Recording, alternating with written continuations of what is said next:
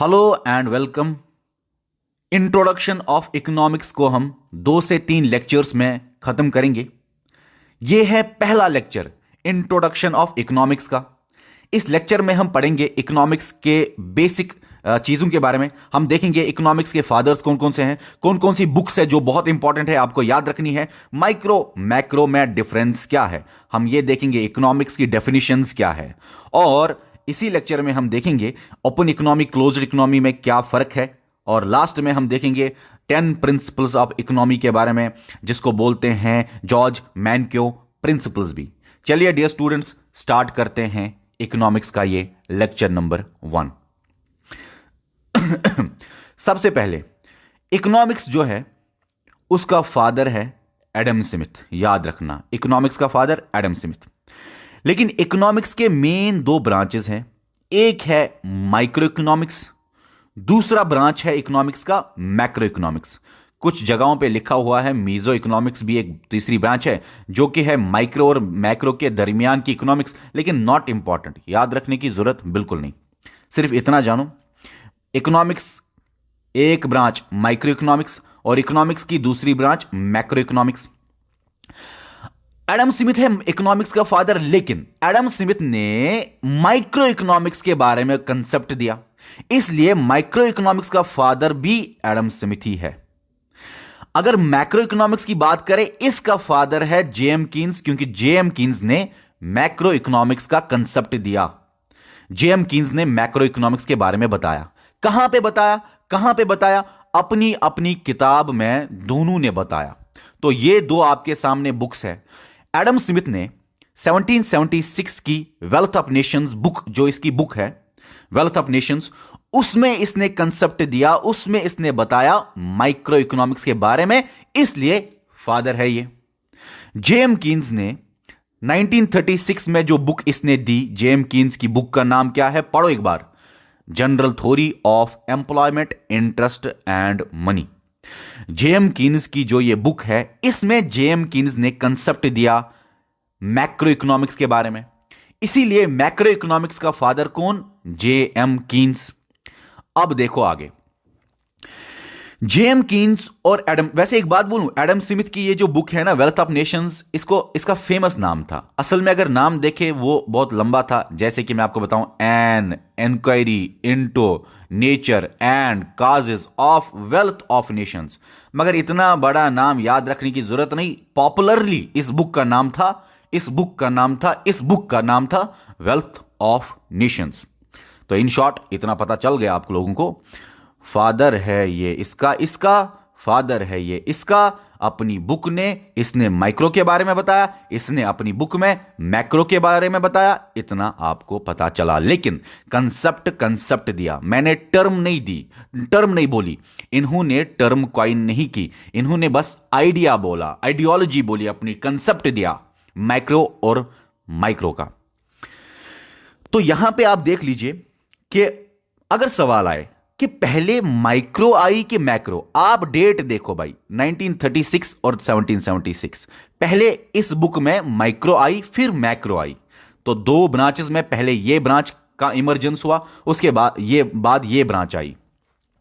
अब और एक बात सुनो, इस मैक्रो इकोनॉमिक्स के आने का रीजन क्या था? इस मैक्रो इकोनॉमिक्स के आने का रीजन था 1929 वाला ग्रेट इकोनॉमिक डिप्रेशन। नजदीक लाऊं क्या? अच्छा, मुझे एक बात बताना, अगर आप इस नोट से डरते हो तो नेक्स्ट टाइम जो मैं नोट बनाऊंगा वो थोड़ा सा दूर दूर लिखा हुआ होगा। डरो मत, मैं आपको हर एक बात आराम से समझाऊंगा, ठीक है? बताना मुझे कमेंट करके क्या इस नोट से दूर से डरते हो। चलिए, नजदीक भी लाऊंगा। तो सुनिए, 1929 में ग्रेट इकोनॉमिक डिप्रेशन की वजह से ही मैक्रो इकोनॉमिक्स आया, जेएम कीन्स का। तो macro economics great economic depression का रिएक्शन था, रिजल्ट था। देखो मेरे दोस्तों, आपको मैं बताऊं, वेल्थ ऑफ नेशंस में एडम स्मिथ ने बोला माइक्रो इकोनॉमिक्स के बारे में, उसको बोलते थे क्लासिकल इकोनॉमिक्स भी। वो ज्यादातर बोलता था गवर्नमेंट का इंटरवेंशन नहीं होना चाहिए, मार्केट ही डिसाइड करेगा क्या होना चाहिए, गवर्नमेंट का कोई हाथ नहीं होना चाहिए इकोनॉमिक्स में, इकोनॉमी में। लेकिन 1929 में जब ग्रेट इकोनॉमिक डिप्रेशन आया, यूएसए में ग्रेट इकोनॉमिक डिप्रेशन 1929 से ये 1933 तक चला। अब इसमें बहुत ज्यादा डिप्रेशन हो गया और इसका असर पूरे दुनिया पे चला गया। याद रखना, इसमें प्रॉब्लम क्या होगी, उसमें सप्लाई बहुत ज्यादा हो गई, डिमांड का शॉक हुआ, डिमांड कम हुई, डिमांड सप्लाई का मिसमैच हुआ। डिमांड क्या है, सप्लाई क्या है, समझ नहीं आ रहा है तो अच्छी बात है, नए बच्चे हो तो समझ आएगा भी कैसे, पहला लेक्चर तो है, अच्छी बात है, जितना समझ आया उतना इस लाइन में याद रखो, नहीं आया समझ, आगे हमको ये डिस्कस करना है ग्रेट इकोनॉमिक डिप्रेशन इन्फ्लेशन में मैं आपको बताऊंगा। तो सुनिए फिलहाल कि ग्रेट इकोनॉमिक डिप्रेशन आया, मतलब कि डिमांड का बहुत कम शॉक हुआ, सप्लाई ज्यादा हो गई, डिमांड सप्लाई का मिसमैच हुआ, इक्विलिब्रियम खत्म हुआ, क्राइसिस हो गए, क्राइसिस की वजह से बहुत ज्यादा अनएम्प्लॉयमेंट हुआ, मतलब कि in short problem he problem हो गई। इस प्रॉब्लम को दूर करने के लिए गवर्नमेंट का इंटरवेंशन जरूरी था। इस प्रॉब्लम को दूर करने के लिए मार्केट तक की कोई कंट्रोलिंग बॉडी होनी चाहिए। तो जेएम कीन्स ने यही बताया मैक्रो इकोनॉमिक्स में, हमें मार्केट नहीं देखना, हमें इकोनॉमी एज ए होल देखनी है। अगर यह बातें आपको समझ नहीं आ रही तो कोई बात नहीं, थोड़ा वेट करो, ग्रेट इकोनॉमिक डिप्रेशन का वेट करो। इन शॉर्ट अभी तक जो हमने पढ़ा इतना ही याद रखना है आपको। इकोनॉमिक्स का फादर ये, यही इसका फादर, ये बंदा है इसका फादर, इसने अपनी बुक में इसके बारे में बोला, इसने अपनी बुक में इसके बारे में बताया। और दोनों में से माइक्रो और मैक्रो में से दोनों में से पहले माइक्रो इकोनॉमिक्स आई। और याद रखना, माइक्रो इकोनॉमिक्स जब इस डेट पे आई तो इस डेट पे एक डिप्रेशन हुआ, ग्रेट इकोनॉमिक डिप्रेशन, उसी की वजह से मैक्रो इकोनॉमिक्स आई। अब यह भी याद रखना कि एडम स्मिथ वाली माइक्रो इकोनॉमिक्स, इसको बोलते थे क्लासिकल इकोनॉमिक्स। जेएम कीन्स ने जब मैक्रो इकोनॉमिक्स का कंसेप्ट दिया, जेएम कीन्स ने अपनी बुक में जब मैक्रो इकोनॉमिक्स का कंसेप्ट दिया, तो इसको बोलते हैं, इसकी इकोनॉमिक्स को कीनेजियन इकोनॉमिक्स। ठीक है, कीनीजियन इकोनॉमिक्स। ठीक है, अब कीनीजियन इकोनॉमिक्स, दूर से आपको क्या अंदाजा होता है कि ये माइक्रो के बारे में बात करती होगी, दूर से आपको इसका अंदाजा क्या होता है कि ये माइक्रो के बारे में बात करती होगी। अब ये बोलता था गवर्नमेंट का इंटरवेंशन होना चाहिए, गवर्नमेंट कंट्रोल करना चाहिए, क्योंकि यहां पे ये प्रॉब्लम हो गई, हमें मार्केट के बारे में नहीं देखना, हमें इकोनॉमी एज अ होल के बारे में देखना है। ये लाइन अगर समझ नहीं आई कोई बात नहीं, पढ़ना है हमें आगे। फिलहाल आगे चलते हैं। सुनो, इकोनॉमिक्स जो है मेरे दोस्तों, ये ग्रीक टर्म से निकली हुई है। दो ग्रीक टर्म्स है, ओकोस, नोमोस। अब इन शॉर्ट इतना याद रखो, इकोनॉमिक्स दो ग्रीक टर्म्स से निकला हुआ है, इकोनॉमिक्स एक इंग्लिश वर्ड है। दो ग्रीक टर्म्स कौन कौन से है, दो ग्रीक वर्ड्स कौन कौन से है, ओको और नोमिया। तो इकोनॉमिक्स निकला हुआ है ग्रीक टर्म ओकोनोमिया से। इन शॉर्ट, ओको का मतलब है हाउस, नोमिया का किसी जगह निमीज भी लिखा होता है, किसी जगह नोमिया भी लिखा होता है। इन शॉर्ट इतना याद रखो, ओको का मतलब होता है हाउस, नोमिया का मतलब होता है मैनेजमेंट, घर को चलाना।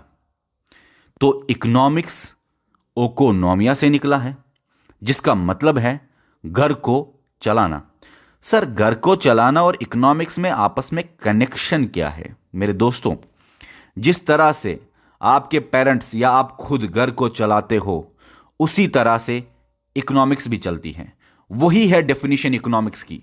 जैसा कुछ आपके घर में हो रहा है वही है आप डेफिनेशन ऑफ इकोनॉमिक्स। वही कंट्री लेवल पे भी हो रहा है, वही वर्ल्ड लेवल पे भी हो रहा है, वही स्टेट पे हो रहा है, डिस्ट्रिक्ट पे हो रहा है। हर एक बॉडी वही करना चाहती है। जिस तरह से एक बंदा घर में कंट्रोल करता है सारी चीज़ों को, क्या करता है देखो, जिस तरह से एक बंदा मैनेज करता है अपने हाउस को, मैनेजमेंट ऑफ हाउस होल्ड। एक घर है, ठीक है, मान लिया एक घर है, ये है हेड ऑफ द फैमिली, मान लिया। घर में बहुत सारे रिसोर्सेज आते हैं, एक घर में बहुत सारे रिसोर्सेज आते हैं। रिसोर्सेज मतलब कोई भी चीज जो आप इस्तेमाल करो, जैसे कि वाटर आया, जैसे कि एयर आया, जैसे कि लकड़ी वुड आई, जैसे कि फूड आया, अनाज आया, सैलरी आई।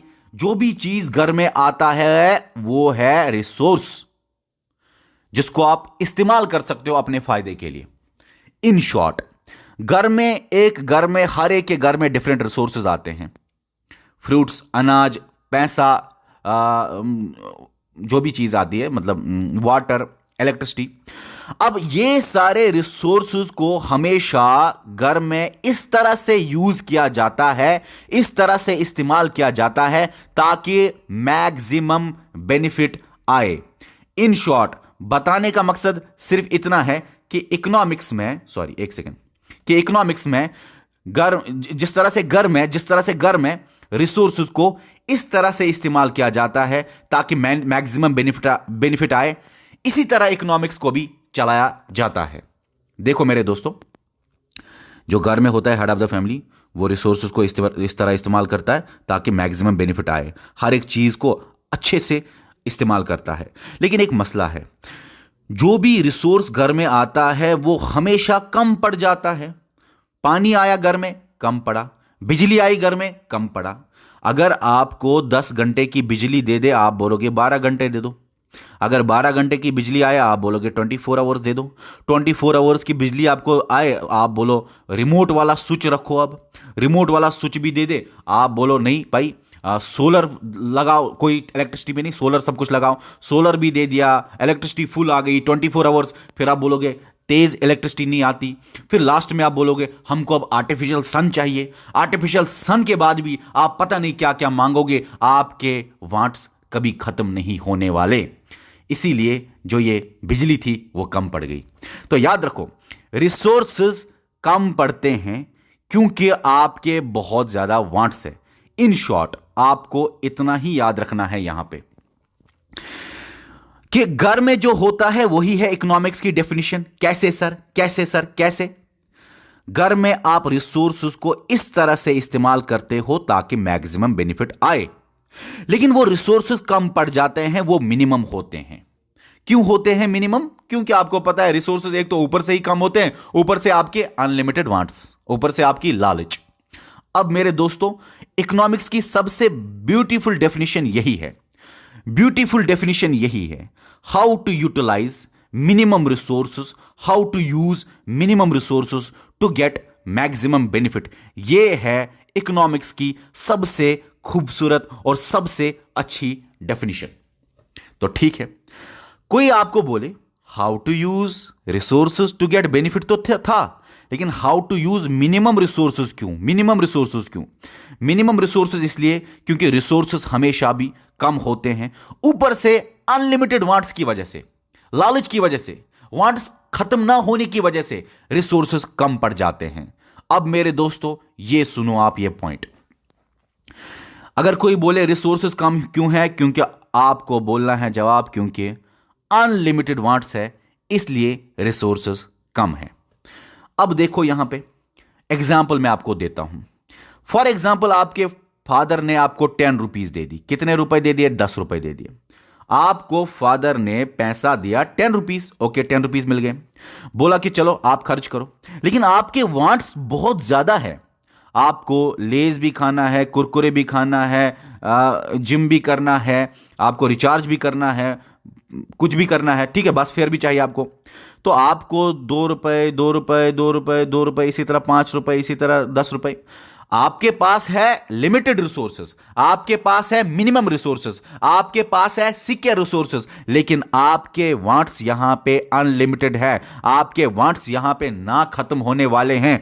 तो आप क्या करोगे? आप बोलोगे 10 रुपए में चलो भाई कुरकुरे नहीं खाएंगे, लेज नहीं खाएंगे, सेहत के लिए ठीक नहीं, जिम ये सेहत के लिए, सेहत के लिए, सेहत के लिए।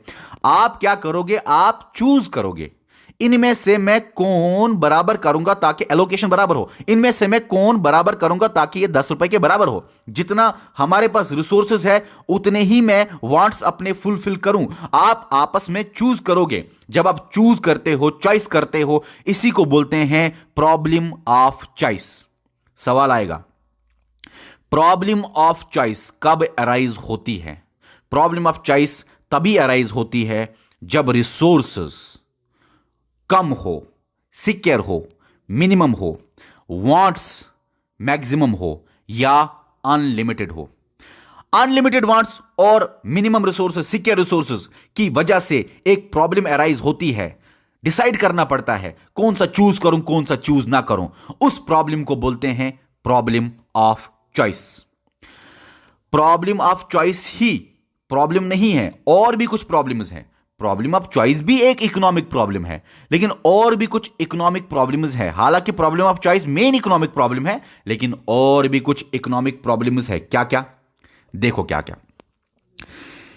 यहां पे देखो, रिसोर्सेज कम, ये भी एक problem, economic problem. Unlimited wants, ये भी एक प्रॉब्लम, इकोनॉमिक प्रॉब्लम, ये और प्रॉब्लम ऑफ चॉइस भी, ये भी एक प्रॉब्लम, इकोनॉमिक प्रॉब्लम। अब यहां पे देखो, यहां पे देखो, जो हमने पढ़ा ना वो यहां पे लिखा हुआ है। सुनो सुनो सुनो इस बात को, डेफिनेशन भी याद रखो।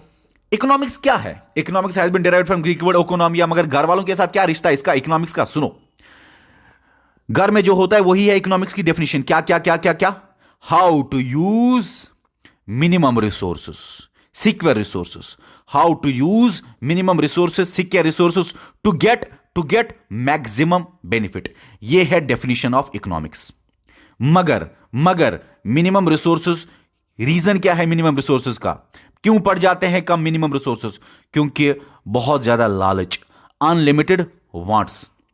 अब जब अनलिमिटेड वांट्स और मिनिमम रिसोर्सेज का यहां पे मिसमैच हो, या जब अनलिमिटेड वांट्स हो और मिनिमम रिसोर्सेज हो, एक प्रॉब्लम अराइज होती है, उसको बोलते हैं क्या है? POC, problem of choice. अब सवाल आपको मैं दूंगा, आप मुझे बताइए कौन कौन सी इकोनॉमिक प्रॉब्लम है, आपको बताना है। प्रॉब्लम ऑफ चॉइस भी इकोनॉमिक प्रॉब्लम है, अनलिमिटेड वांट्स भी इकोनॉमिक प्रॉब्लम है, सिक्योर रिसोर्सेज भी इकोनॉमिक प्रॉब्लम है। ये तीनों है इकोनॉमिक प्रॉब्लम्स। इतना ही नहीं, इकोनॉमी में और भी कुछ प्रॉब्लम्स हैं, जैसे कि what to produce, how to produce, for whom to produce. क्या बनाए? क्लोथ्स बनाए, फूड बनाए, हेल्थ के लिए कुछ सामान बनाए, एजुकेशन दे दे, सर्विसेज दे, गुड दे दे, किस तरह क्या बनाए?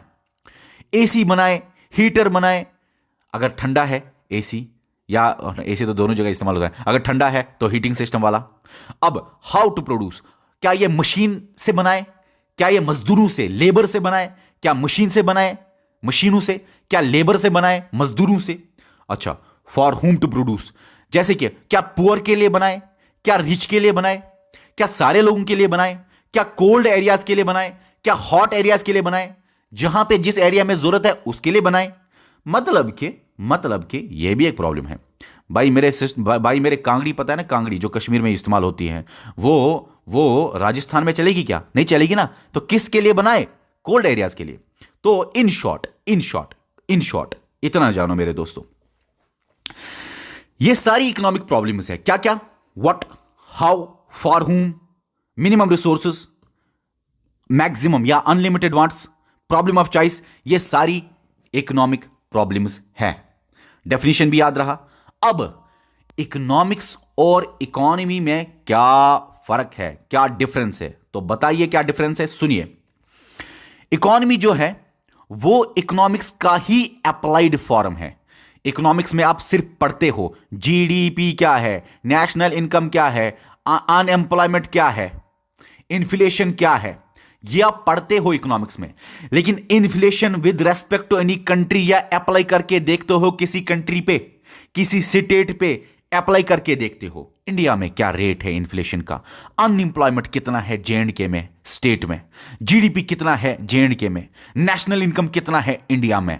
मतलब कि जब आप किसी एरिया पे अप्लाई करते हो, जो आपने थ्योरी में सीखा उसका आप प्रैक्टिकल करते हो, जो आपने जीडीपी टर्म सीखी उसी टर्म को आप देखते हो एप्लीकेटिव अंदाज में, किसी एरिया के ऊपर उसको अप्लाई करते हो अप्लाइड फॉर्म में, प्रैक्टिकल करते हो। थ्योरी और प्रैक्टिस होता है ना, प्रैक्टिकल करते हो कितना है जीडीपी, कितना है अनएम्प्लॉयमेंट किसी एरिया का, किसी कंट्री का, ठीक है ना। मतलब एरिया का जिसमें कंट्री स्टेट नॉर्मली आता है उसको बोलते हैं इकोनॉमी।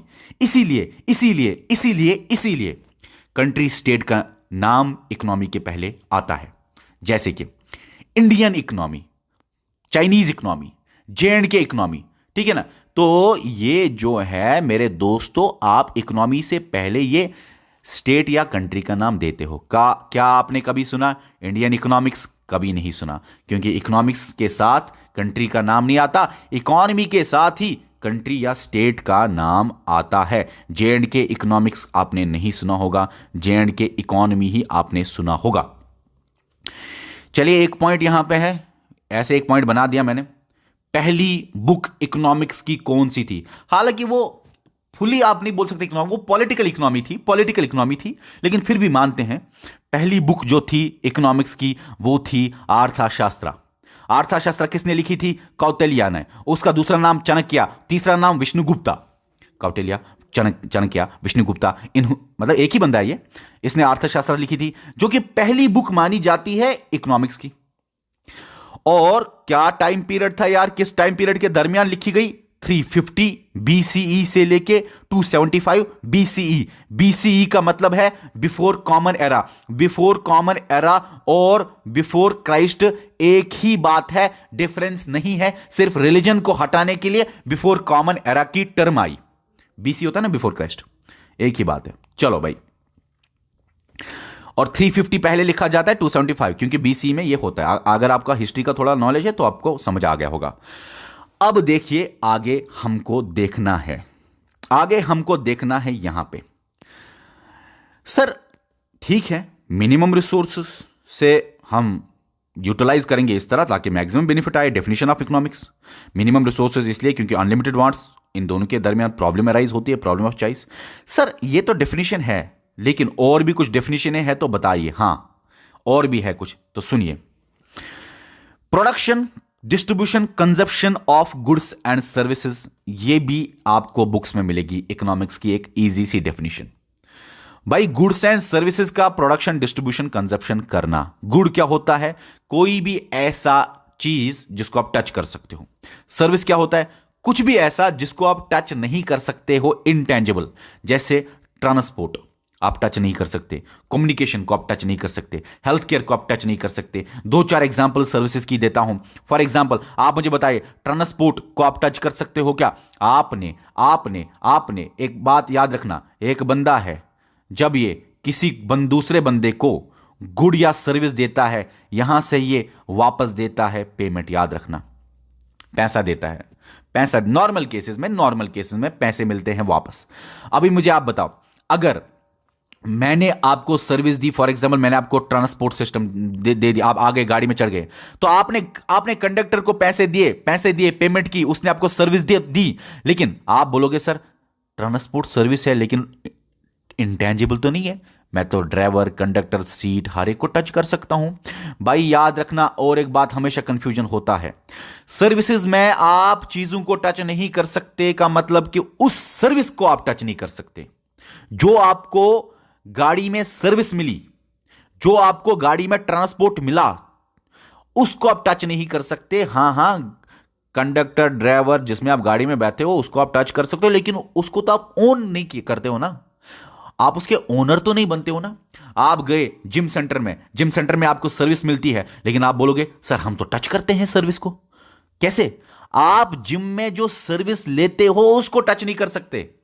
आपने जिम में जो सामान को टच किया ना, उसके ओनर तो आप नहीं बने ना, वो आपको सर्विस दे रहा है वहां पे, तो उसके ओनरशिप तो आपको नहीं मिली ना, तो आपके लिए वो सर्विस है। कंफ्यूज नहीं होना कभी इस बात पे कि मैं चीजों को टच कर सकता हूं, वो कैसे सर्विस है। जैसे डॉक्टर सर्विस देता है, या टीचर सर्विस देता है, लेकिन आप उठ के बोलोगे टीचर साहब हमने तो आपको टच किया, आपने तो बोला सर्विस है इंटेंजिबल, जिसको टच नहीं कर सकते। टीचर आपको पढ़ाएगा, आप उठ के बोलोगे टीचर भाई आपको मैंने टच कर लिया, तो टीचर के आप ओनर नहीं बने। जो टीचर आपको पढ़ा रहा है, सर्विस दे रहा है, उसको आप टच नहीं कर सकते। जिसकी वजह से सर्विस मिल रही है वो अलग बात है, उसके आप ओनर भी नहीं हो, ठीक है। तो गुड्स में आपको ओनरशिप भी मिलती है, सामान भी मिलता है अच्छी तरह से। अब यहां तक तो ठीक है। अब हम आगे देखते हैं कुछ और डेफिनेशंस जो आपको याद रखनी है।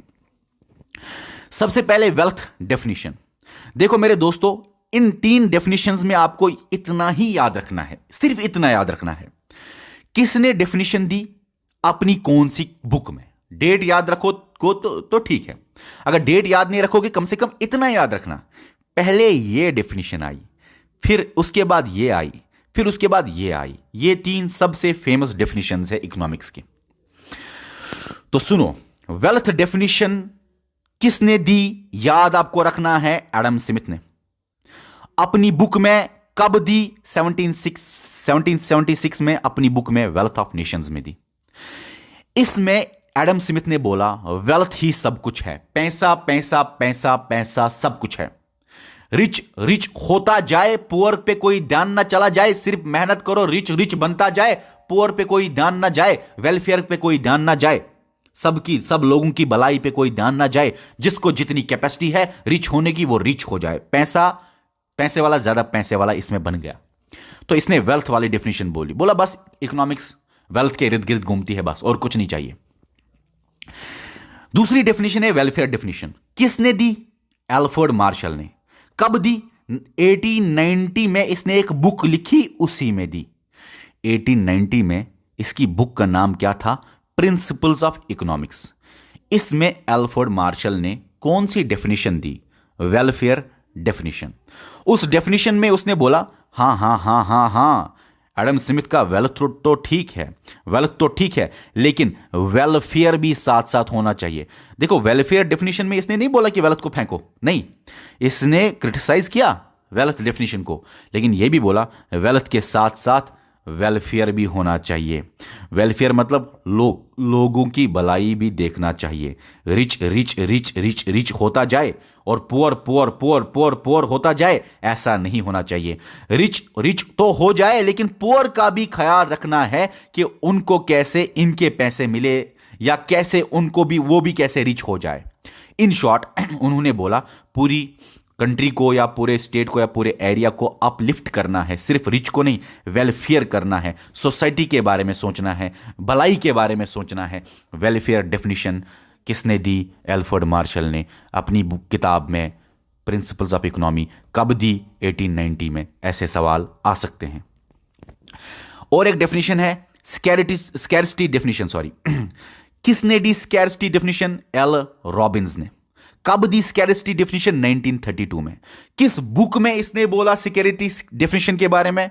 बुक आपके सामने है, essay on nature and significance of economic sciences.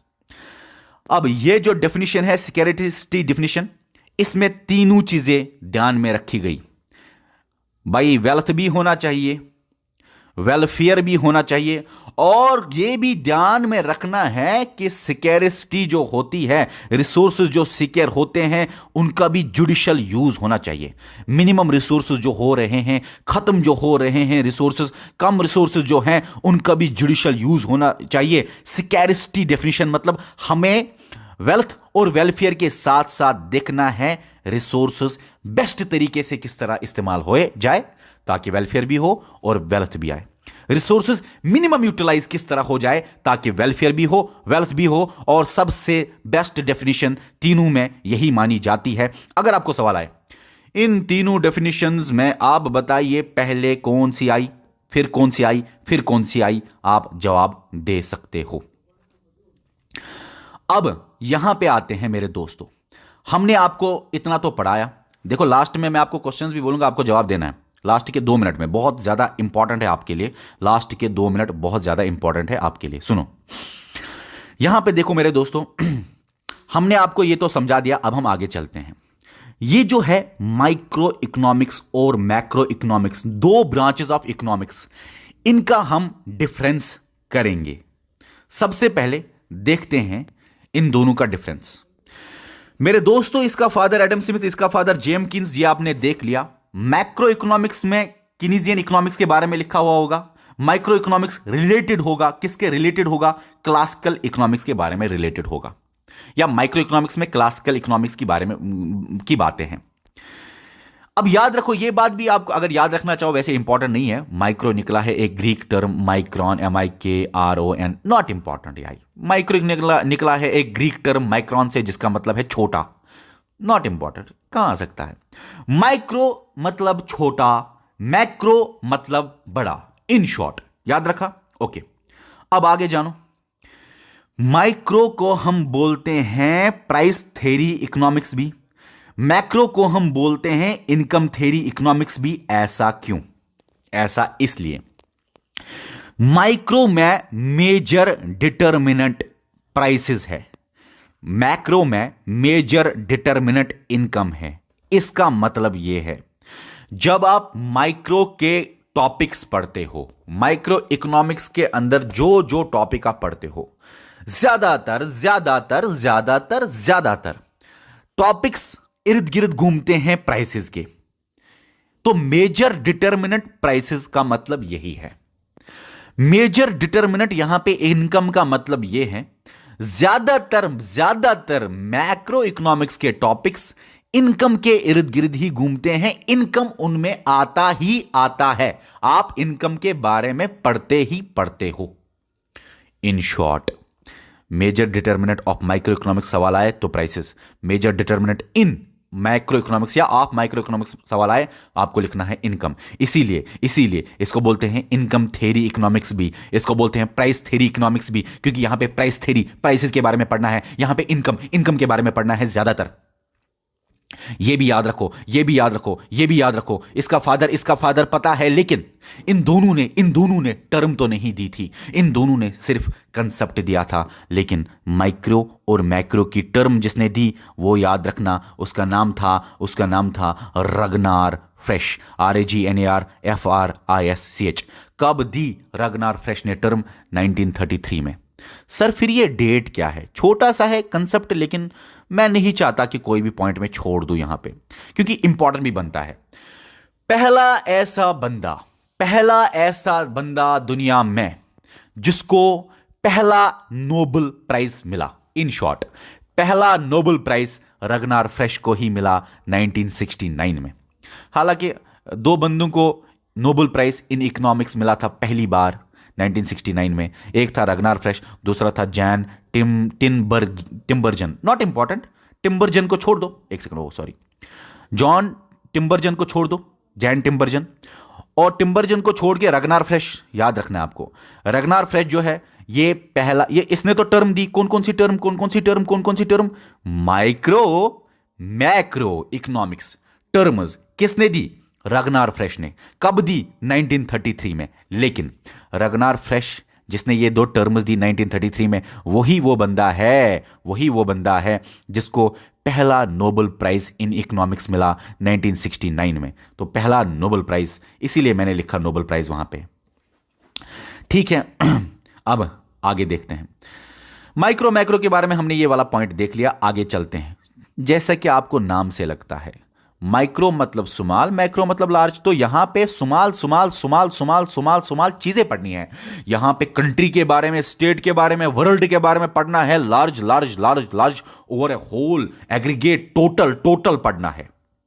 जहां जहां टोटल आए, याद रखना, ये पॉइंट याद रखना मेहरबानी करके।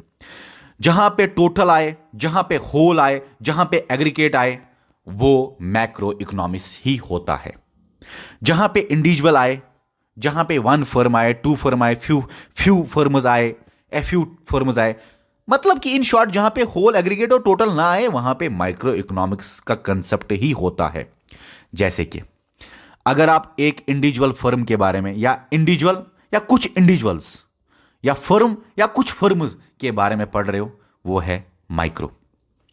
अगर आप सारी इंडिविजुअल्स या सारे फर्म्स के बारे में पढ़ रहे हो, होल या एग्रीगेट, टोटल में पढ़ रहे हो, उसको बोलते हैं मैक्रो। एक बात बोलूं, मुझे एक बात बताओ, कंट्री है ये, यहां पे 10 फर्म्स है, 100 फर्म्स है, चलो आपने 99 फर्म्स के बारे में पढ़ा ना, तब भी माइक्रो ही है। जब तक टोटल ना हो जाए तब तक मैक्रो नहीं है। 99 भी माइक्रो ही है। हां, अगर 100 में से 100 के बारे में आप पढ़ रहे हो, होल के बारे में पढ़ रहे हो, एग्रीगेट के बारे में पढ़ रहे हो, टोटल के बारे में पढ़ रहे हो, तब मैक्रो है। तो आप 10, 15, 20, 25, 30 इंडस्ट्रीज के बारे में पढ़ रहे हो, फर्म्स के बारे में पढ़ रहे हो, इंडिविजुअल के बारे में पढ़ रहे हो, कंपनीज के बारे में पढ़ रहे हो, वो माइक्रो ही है। जब तक टोटल ना हो जाए, जब तक होल एग्रीगेट ना हो जाए। आगे देखो, इंडिविजुअल का जॉब या कुछ इंडिविजुअल्स का जॉब या उनका लेबर माइक्रो, टोटल जिसको बोलते हैं एम्प्लॉयमेंट, जॉब मिलना या अनएम्प्लॉयमेंट, टोटल लोगों के बारे में, unemployment, employment, macro. Prices of good या गुड्स के बारे में पढ़ना, एक गुड के बारे में किसी मार्केट में प्राइसेस वेरिसेस, यहां पे आप टोटल कंट्री में प्राइसेस का लेवल देखते हो, कितना राइज हुआ, इन्फ्लेशन कितना फॉल हुआ, उसको बोलते हैं डिफ्लेशन। ठीक है ना, आगे वो देखते हैं, इन्फ्लेशन डिफ्लेशन आएगा इधर, इन्फ्लेशन डिफ्लेशन आप कंट्री में देखते हो, यहां पे नोट में डिफ्लेशन लिखना। पर्सनल इनकम के बारे में पढ़ते हो, यहां पे सारे लोगों के इनकम के बारे में पढ़ते हो, नेशनल इनकम।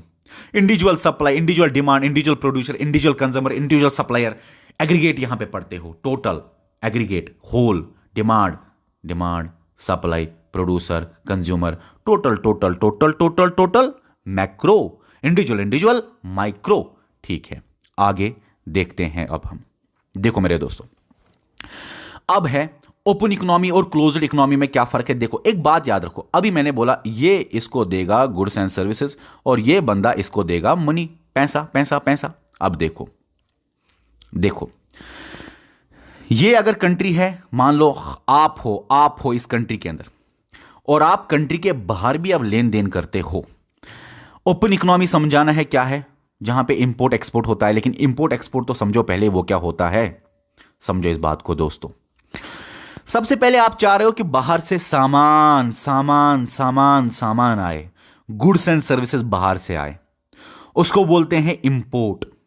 भाई पैसा बाहर से या पैसा यहां से जाने को इंपोर्ट एक्सपोर्ट नहीं बोलते।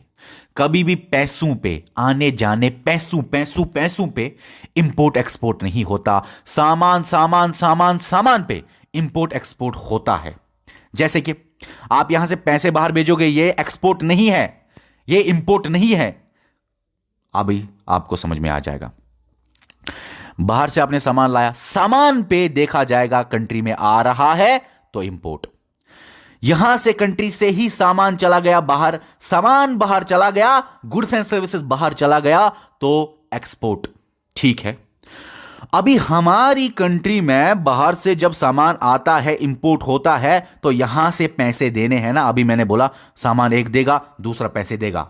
बाहर से सामान आ गया, यहां से यहां से यहां से पैसा जाएगा। यहां से जब पैसा जाता है उसको बोलते हैं लीकेज। क्या बोलते हैं? लीकेज। इसी तरह जब हमारी कंट्री में से सामान बाहर जाता है, सामान बाहर जाता है, वहां से पैसा आएगा। पैसा जब कंट्री में आता है उसको बोलते हैं इंजेक्शन। सवाल बोलूं सवाल बोलूं सवाल बोलूं सवाल बोलूं, बता मुझे, एक्सपोर्ट के टाइम पे इंजेक्शन होता है कि लीकेज होता है? सर एक्सपोर्ट के टाइम पे पैसा आता है, इंजेक्शन हुआ। इंपोर्ट के टाइम पे क्या होता है? इंपोर्ट, गुड्स एंड सर्विसेज आए, पैसे जाएंगे, पैसे जाने को लीकेज बोलते हैं सर। पेमेंट चली गई, लीकेज हो गई। ओपन इकोनॉमी में इंजेक्शन लीकेज होती है, ओपन इकोनॉमी में इंपोर्ट एक्सपोर्ट होता है, ओपन इकोनॉमी में गुड्स एंड सर्विसेज ट्रांसफर होते हैं from one country to another country. Open economy में ये सब होता है। लेकिन हमेशा याद रखना, अगर ये एक कंट्री है, ये एक कंट्री है, आपके लिए कुछ और था, इसके लिए कुछ और है, आपके लिए कुछ और था, इसके लिए कुछ और है। एग्जाम्पल एग्जाम्पल एग्जाम्पल, आपका सामान जा रहा है, आपके लिए एक्सपोर्ट है, लेकिन इसकी कंट्री में सामान आ रहा है, इसकी कंट्री के लिए वही सामान आपका, वही एक्सपोर्ट आपका इसकी कंट्री के लिए इंपोर्ट है। आप हो, आपने इंपोर्ट तो करा, आपने अपनी कंट्री में इंपोर्ट तो करा, लेकिन इस बंदे की कंट्री का क्या? इस बंदे की कंट्री में एक्सपोर्ट होता है। इन शॉर्ट, आपके कंट्री के नजरिए के हिसाब से मैंने बोला सामान आया इंपोर्ट, सामान गया कंट्री से एक्सपोर्ट। सामान जाने पे इंजेक्शन होता है, सामान आने पे लीकेज होता है। बताओ मुझे, ओपन इकोनॉमी में ये सब तो होता है, लेकिन मुझे ये बताओ, इंजेक्शन अच्छा है कि लीकेज अच्छा है? इंपोर्ट अच्छा है कि एक्सपोर्ट अच्छा है? याद रखना, याद रखना, कंट्री में पैसे आना, पैसे आना, पैसे आना अच्छा है। भाई सामान बेचना उसी से तो पैसों के लिए तो सब कुछ करता है बंदा। तो पैसे आना, बता मुझे, इससे पैसे आते हैं? नहीं, लीकेज अच्छा नहीं है। इससे पैसे आते हैं? हाँ हाँ हाँ हाँ, पैसे आ गए कंट्री में, injection good for country, injection good for country. इसीलिए हर कंट्री चाहती है कि मैं ज़्यादा से ज़्यादा एक्सपोर्ट करूं। हर कंट्री चाहती है मैं ये वाला काम करूं, ये वाला काम रोकूं। हर एक कंट्री चाहती है मैं ज़्यादा एक्सपोर्ट करूं और पैसे आएंगे। हर एक कंट्री चाहती है मैं ज़्यादा एक्सपोर्ट करूं। फिर हम देखेंगे कौन से पैसे आते हैं वहाँ पे, डॉलर वालर या एक्सचेंज रेशियोज या बाकी जो भी। क्लोज्ड इकोनॉमी वो इकोनॉमी जहां पे इंपोर्ट ना हो, एक्सपोर्ट ना हो। लेकिन क्लोज्ड इकोनॉमी में एक चीज होता है कि जब बाहर से कोई लेन देन ना हो तो अंदर से सेल्फ सफिशिएंट बनना पड़ता है। Diamond, goods and services, diamond, coal, petroleum, जो भी इंडिया को चाहिए या कंट्री को चाहिए, वो अंदर से ही बनाने हैं। तभी तो रेजिस्ट कर सकेगा, तभी तो वो सक्सेसफुली वो कंट्री चला सकेगा अपने आप को। मतलब कि कंट्री क्लोज्ड इकोनॉमी में सेल्फ सफिशिएंट होती है। लेकिन ये क्लोज्ड इकोनॉमी का कंसेप्ट इमेजिनरी है, ये रियल नहीं है, क्योंकि दुनिया में कोई भी कंट्री क्लोज्ड नहीं है। अकेले कंट्री कोई भी रह नहीं सकती। दूसरी कंट्री में कुछ ना कुछ सामान उसको लाना है और यहाँ से कुछ ना कुछ कंट्री में बेचना है। हर एक कंट्री अलग से नहीं रह सकती, मतलब हर एक दुनिया में कोई भी कंट्री अलग से नहीं रह सकती। इंडिया की अगर बात करें, 1991 में एलपीजी आया, लिबरलाइजेशन, प्राइवेटाइजेशन, ग्लोबलाइजेशन, उसमें आप मुझे बताइए, अगर मैं सवाल पूछूं, उससे हमारी कंट्री में ओपन इकोनॉमी ज्यादा हुई कि क्लोज्ड इकोनॉमी ज्यादा हुई? याद रखना, उससे बहुत ज्यादा ओपन इकोनॉमी हुई, क्योंकि हम पढ़ेंगे आगे भी वैसे अगर आपको समझ नहीं आया, ग्लोबलाइजेशन, प्राइवेटाइजेशन, लिबरलाइजेशन में यही बहुत बताया गया। एक पॉइंट ये था कि इंपोर्ट एक्सपोर्ट करो, इंपोर्ट एक्सपोर्ट करो। मतलब कि इंडिया जो कि पहले थोड़ा सा क्लोज्ड इकोनॉमी तो पहले से नहीं था पूरी तरह से, वो ओपन इकोनॉमी ही था, लेकिन बहुत ज़्यादा ओपन इकोनॉमी वो हो गया 1991 के बाद। ठीक है, क्लोज्ड इकोनॉमी वो पूरी तरह से, क्लोज्ड इकोनॉमी दुनिया में कोई भी पूरी तरह से नहीं है। इन शॉर्ट ये भी याद रखना, दुनिया में कोई भी क्लोज्ड इकोनॉमी नहीं है। अच्छा, ये भी पॉइंट याद रखना, दुनिया में कोई भी प्योरली ओपन इकोनॉमी भी नहीं है। क्यों? हमें इस कंट्री में नहीं चाहिए तेल, तो हम बाहर से नहीं लेंगे, हम रेस्ट्रिक्शन लगा सकते हैं। तो दुनिया में कोई भी प्योरली ना ही ओपन है ना ही क्लोज्ड है, और अगर दोनों में थोड़ा सा कुछ है तो ओपन है। आजकल की इकोनॉमीज और ज्यादातर देखा जाए ओपन ही है। 100% ओपन भी नहीं है, लेकिन इससे ज्यादा तो है। क्लोज्ड इमेजिनरी कंसेप्ट है, ये रियल में नहीं होता, रियल में ओपन ही होता है, लेकिन 100% ओपन भी नहीं होता है। एक्सपोर्ट इंपोर्ट पे रेस्ट्रिक्शंस लगा सकता है कंट्रीज, ओके, कम कर सकता है एक्सपोर्ट इंपोर्ट। अब हम देखते हैं लास्ट में 10 प्रिंसिपल्स ऑफ इकोनॉमिक्स। चलिए ये 2-4 मिनट में देखते हैं तो ये टॉपिक खत्म हो जाएगा। ठीक है, एक सेकंड। अब जो ये 10 प्रिंसिपल्स ऑफ इकोनॉमिक्स है ये हम पढ़ेंगे। तो याद रखिए दोस्तों, ये 10 प्रिंसिपल्स ऑफ इकोनॉमिक किसने दिया? जी मैनक्यू ने अपनी बुक में। इसकी बुक का नाम था प्रिंसिपल्स ऑफ इकोनॉमी। 1997 में वो बुक पब्लिश हुई। इन शॉर्ट 1997 वाली बुक का नाम क्या था? Principles of economics. अब याद रखो, ये जो पीडीएफ है ये आपको मिलेगा JK civil services KS JKSSB Telegram channel पे, डिस्क्रिप्शन में लिंक मिलेगा वीडियो के। अब देखो 10 प्रिंसिपल्स ऑफ इकोनॉमिक्स में पहला प्रिंसिपल क्या दिया इस बंदे ने? पहला प्रिंसिपल क्या दिया? People face trade offs. मतलब ये कि अगर आपको एक चीज चाहिए उसके लिए कोई ना कोई चीज आपको छोड़नी पड़ेगी। फॉर एग्जाम्पल, इसने बहुत खूबसूरत एग्जाम्पल दी, लेजर टाइम। लेजर टाइम जिस पे आप बैठे हो वर्सेस वर्क। अगर आप आराम छोड़ोगे, काम करोगे, तो छोड़ना है कुछ काम करने के लिए, पैसे कमाने के लिए। पीपल फेस ट्रेड ऑफ मतलब कुछ पाने के लिए कुछ आपको छोड़ना पड़ता है। कुछ पाने के लिए कुछ आपको छोड़ना पड़ता है। यहां पे ये मतलब है कुछ पाने के लिए कुछ आपको खोना पड़ता है। डिफरेंस देखो, कुछ पाने के लिए कुछ कोई चीज आपको छोड़ना पड़ेगा, जैसे कि अपना आराम छोड़ना पड़ेगा पैसा कमाने के लिए। यहां पे कुछ पाने के लिए कुछ खोना पड़ता है। दोनों में डिफरेंस है। पहला प्रिंसिपल यह है, कुछ पाने के लिए आपको आराम छोड़ना पड़ेगा। कुछ पाने के लिए आपको आराम काम करना पड़ेगा, आपको आराम छोड़ना पड़ेगा। काम करने के लिए आपको आराम छोड़ना पड़ेगा कुछ पाने के लिए। यहां पे कुछ पाने के लिए कुछ आपको खोना पड़ेगा, खोना पड़ेगा। तो ये स्टेटमेंट जो है ये थोड़ा सा ज्यादा है। देखो आप, पीपल फेस ट्रेड ऑफ का मतलब ये है कि जैसे कि आप बैठे हुए हो, वो बैठना आराम आराम छोड़ के आप वर्क पे जाओगे, तो आपने ट्रेड ऑफ, आपने फेस ट्रेड ऑफ किया। ठीक है, इसी तरह cost of something is what you give up to get something. आप कॉलेज जाना था आपको, लेकिन कॉलेज आप नहीं गए, आप काम पे गए, आपने काम पे पैसे कमाए, लेकिन काम पे आपने पैसे तो कमाए, लेकिन आप कॉलेज खो गए, कुछ खोना पड़ा, एजुकेशन खोनी पड़ी। ठीक है ना। अब और देखते हैं यहां पे, rational people think at margins. जो लॉजिकल पर्सन होते हैं ना, वो मार्जिन देखते हैं। जैसे कि अगर मैं पेन बेचता हूं, अगर मैं पेन बेचता हूं 10 रुपीज में, 10 रुपीज में पेन बेचता हूं, तो मैं 10, 10.5 या 11 रुपए कॉस्ट करूंगा।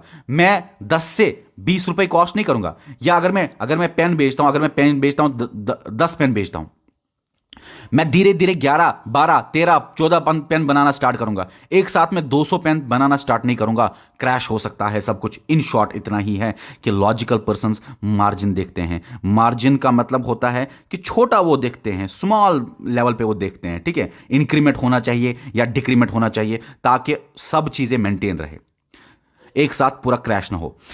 People respond to incentives. अगर इंसेंटिव्स हुए, फॉर एग्जाम्पल अगर ज्यादा टैक्सेस लगे, हायर टैक्सेस लगाए गवर्नमेंट ने, या कोई भी फाइन लगाया, फेयर फाइन लगाया, ज़्यादा कम, जो भी पीपल रेस्पॉन्ड करते हैं इंसेंटिव्स को। अगर जैसे कि टैक्सेस फाइन ज़्यादा लगे थे तो लोगों ने बहुत ज़्यादा रेस्पॉन्ड किया था, गवर्नमेंट को बताया था इतना ज़्यादा टैक्स क्यों।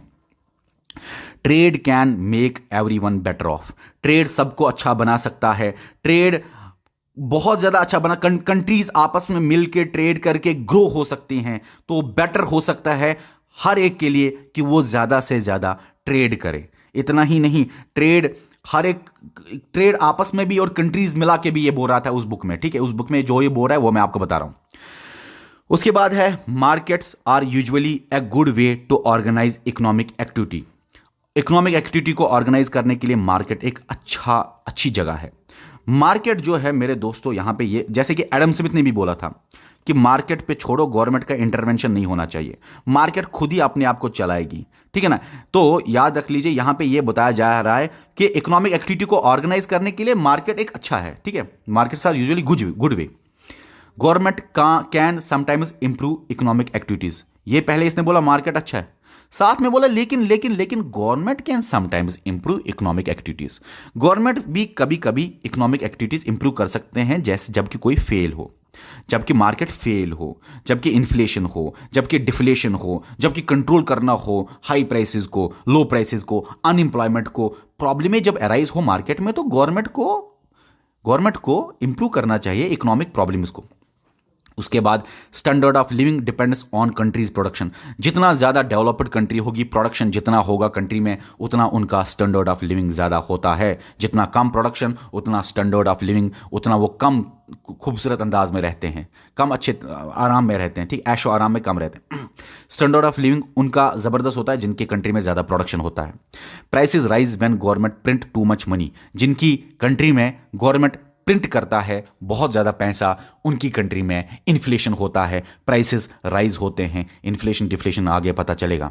Society faces short term trade off between inflation and unemployment. याद रखो, ये बहुत ही अच्छा पॉइंट है। जब भी इन्फ्लेशन होता है तो जो प्रोड्यूसर है वो खुश होता है। वैसे ये चीज़ें आपको आगे भी समझ आएंगे। इन्फ्लेशन होने से प्रोड्यूसर खुश होता है। इन्फ्लेशन होने से प्रोड्यूसर, देखो भाई, 10 रुपीज़ में मैंने बोला मार्कर बेचना है 10 रुपीज़ में, लेकिन 10 रुपीज़ से इन्फ्लेशन हो गया 15, तो मुझे अब 10 नहीं 15 रुपए मिल रहे हैं। मैं बेच रहा था 10 रुपए में, इन्फ्लेशन हुई 5 रुपए एक्स्ट्रा, तो मैं ज़्यादा से ज़्यादा मार्कर बनाऊंगा, मैं एम्प्लॉयमेंट दूंगा, तो मैं अनएम्प्लॉयमेंट को ख़त्म करने की कोशिश करूंगा।